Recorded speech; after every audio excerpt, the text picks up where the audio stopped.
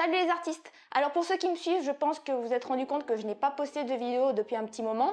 Ça doit faire à peu près un mois et pour cause, j'étais très occupée à travailler sur mon projet de fin d'année pour mon école d'art. Et justement, le but de cette vidéo, c'est de vous parler de ce projet qui consistait à faire une transposition de style. Et si Doctor Who était un film d'animation des studios Ghibli? C'est le sujet de cette vidéo.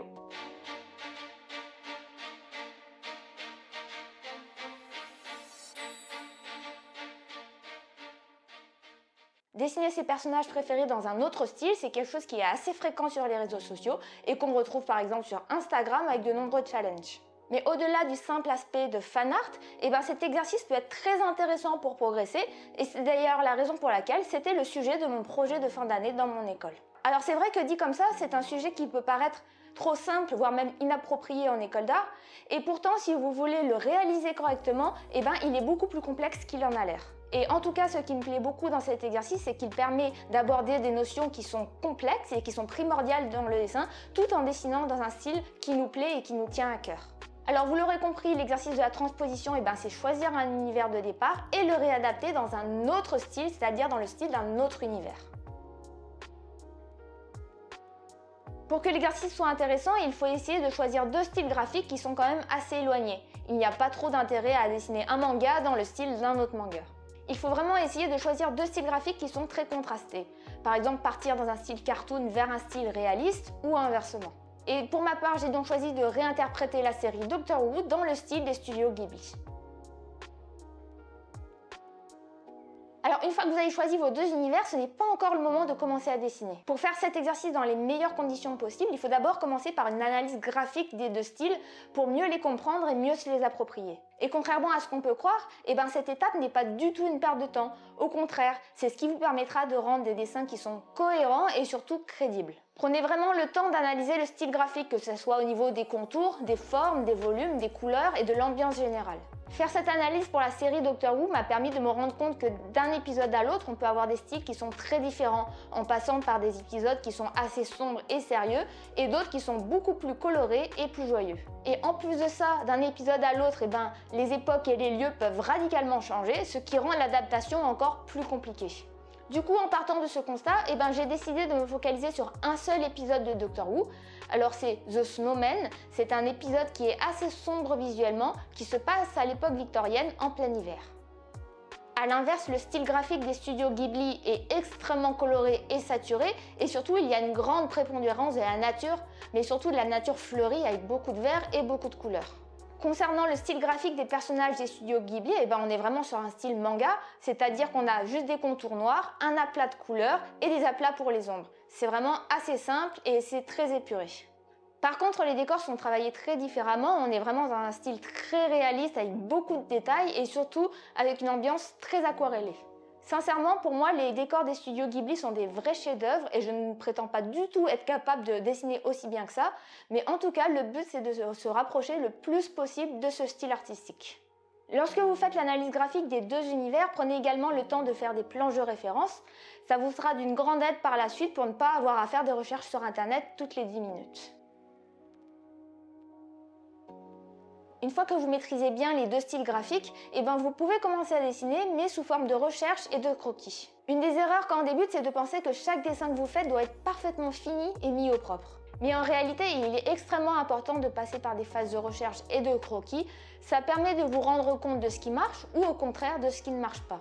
Alors bien évidemment, 99% du temps, les artistes professionnels, ils vont vous présenter leurs dessins finis parce que c'est beaucoup plus gratifiant. Mais en réalité, derrière chaque œuvre, il y a beaucoup de recherches et de croquis, chose que les artistes montrent rarement. Alors pour ma part, j'ai travaillé sur les deux personnages principaux qui sont bien évidemment le docteur et Clara. Et pour chacun des deux, j'ai proposé 3 versions différentes sous forme de croquis. Et faire ces croquis, finalement, ça m'a permis de me rendre compte que je ne maîtrisais pas si bien que ça le dessin des personnages des studios Ghibli. Lors de mes premiers croquis, lorsque le prof m'a fait la remarque que mes personnages étaient boudinés, j'avoue que ce n'a pas été facile à entendre, mais du coup, ça m'a permis d'aller de l'avant et d'améliorer mes dessins pour mieux coller au style graphique. Et finalement, le fait d'avoir fait des croquis, ça m'a permis de beaucoup plus facilement les changer pour les améliorer, chose qui aurait été extrêmement compliquée si j'avais rendu des dessins complètement finis. Alors sur les 3 propositions que j'ai faites, il y en a 2 où j'ai essayé d'inventer des vêtements en m'inspirant de l'époque victorienne, et il y en a une où j'ai repris les habits des acteurs. Et au final, j'ai décidé de garder les habits originaux que j'ai quand même pas mal simplifiés pour coller au style des studios Ghibli qui est quand même assez simple. C'est seulement à ce moment-là que j'ai fait mes 2 premiers dessins au propre pour présenter les personnages dans leurs designs finaux. Je pense que vous l'aurez compris, l'exercice est loin d'être terminé. Si vous voulez vraiment faire cet exercice correctement et à fond, l'idée ça serait de proposer des posings et des expressions pour chacun des personnages. L'idée c'est vraiment de retranscrire le caractère du personnage dans un nouveau style. Et ça c'est possible seulement si vous connaissez vraiment bien le personnage et que vous le comprenez bien. En fonction de qui il est, en fonction de son époque, en fonction de son caractère, vous n'allez pas du tout proposer le même posing et même vous allez proposer des expressions qui sont différentes. Parce qu'au-delà des expressions de base, chaque personnage aura également un set d'expressions qui lui sont propres. Alors pour le docteur, j'ai fait des poses qui sont très dynamiques, voire même un peu folles, et ça représente le côté exubérant du personnage. Alors que pour Clara, qui est une dame de l'époque victorienne, les poses sont beaucoup plus sages. L'important c'est de proposer des poses qui sont dynamiques, mais également qui ont un sens. Quand vous faites une pose, vous devez vous poser la question de pourquoi mon personnage est dans cette position, qu'est-ce qu'il est en train de faire. Et c'est en vous posant ce genre de questions que vous pourrez donner encore plus d'impact à vos dessins. Alors maintenant parlons du turn. C'est une planche technique qui est principalement utilisée pour l'animation, mais également pour la modélisation des personnages en 3D. Le personnage y est représenté au minimum de 3/4 de face et de profil, et on peut également rajouter une vue de dos ou des vues intermédiaires. L'idée de cette planche, c'est vraiment de comprendre facilement les volumes des personnages et pour ça, il faut que chaque volume corresponde d'une pose à l'autre. C'est un exercice qui n'est pas forcément évident, qui demande beaucoup de rigueur, mais que je vous conseille vraiment d'essayer au moins une fois parce qu'il permet vraiment de comprendre les éléments en volume et de travailler les éléments en 3 dimensions. Et en tout cas, pour ma part, travailler sur le turn, ça m'a permis de mieux comprendre les personnages et surtout de mieux comprendre leur volume et de mieux les simplifier. Et du coup, finalement, après avoir travaillé le turn, je suis revenue sur mes poses pour les améliorer. Alors pour nous, l'exercice ne s'est pas arrêté là parce qu'on n'a pas fait que du dessin de personnages, on a également travaillé sur des décors et des objets. Alors je sais que pour de nombreux artistes, le dessin de décors ou d'objets c'est assez secondaire par rapport au dessin de personnages et pourtant c'est primordial dans la carrière d'un artiste et je ne peux que vous conseiller quand même de le faire de temps en temps. Alors bien évidemment, travailler sur les décors et les objets, ça vous permet de travailler la perspective et les volumes, mais ça vous permet également de travailler quelque chose qui est très important, qui est la cohérence de vos dessins. Par exemple, pour ce premier décor que j'ai fait, il y avait un problème d'ordre technique. Si je place un personnage dans cette première version, je me rends compte que la taille des portes n'est pas du tout cohérente, et j'ai donc dû retravailler dessus. Un autre exemple, d'un point de vue pratique, certains volets que j'ai dessinés ne sont tout simplement pas utilisables. Et dans ce cas, pourquoi ils sont là? Et là encore, j'ai dû retravailler dessus et j'ai donc décidé de retirer certains volets et de changer certaines fenêtres. Ce sont plein de petites questions et de petites subtilités qui sont extrêmement simples et pourtant ajouter les unes aux autres, ça peut vraiment faire la différence entre un bon dessin et un très bon dessin. Et l'idée, c'est lorsque vous dessinez un décor ou un objet, c'est de le faire en pensant à l'utilisation qui va en être fait. Comment vont être les personnages dans le décor ou comment va s'attraper l'objet ou comment il va être utilisé. Voilà un autre exemple avec mon deuxième décor qui représente l'intérieur du vaisseau spatial du docteur. Si ici il y a une chaise, pourquoi est-ce que j'ai mis une rambarde devant? C'est un détail vraiment tout bête, mais je n'y ai pas pensé sur le coup et pourtant des erreurs de ce genre accumulées peuvent vraiment abaisser le niveau de votre dessin. Dans ce décor, j'ai également placé les personnages et il faut le faire en tenant compte de la perspective. Si les personnages n'ont pas la taille adaptée en fonction d'où ils sont, cela peut vite devenir perturbant visuellement.